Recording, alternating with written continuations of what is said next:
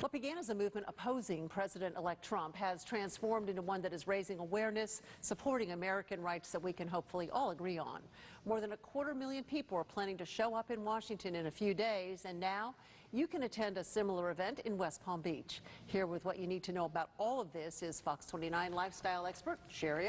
Thanks for joining us. Sure. So how did the idea for a march even get going? You know, the thing is, Roxanne, this really began with the Boston Tea Party. Okay, that was really one of the first historic events in our country's history of protest, similar to a march. So important that our founding fathers actually indoctrinated it in the First Amendment, which gives the press the freedom of speech and also protects our right to speak out against our government. Since then, there have been marches against slavery, which helped to abolish slavery. There have been marches that helped through the labor movement that helped give us all the rights that protect us.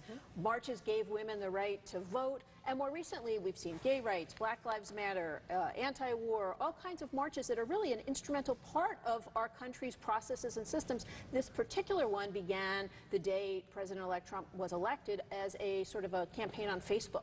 So someone might want to attend, having heard all this from you. What are the details? Well, it's evolved into a march, as you mentioned, that sort of supports women and minority rights.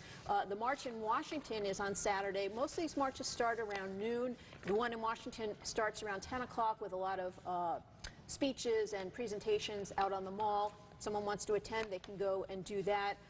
And most of them will involve about 1 to 2 miles of actual walking. So it's not actually too late to attend if you want to. No, and here's the unique thing about this march in particular is that marches, sister marches have sprung up in virtually every single state in this country, including, as you said, right in West Palm Beach, and in over 200 countries around the world. So there's a huge march in Oslo, in London, in Athens, and so on and so forth. The one here in Palm Beach is right downtown on Flagler. The one thing people want to remember, even though you have the constitutional right to free speech, the local government and the Supreme Court has actually limited that in order to protect public safety and property and prevent violence. So you're not allowed to bring sticks.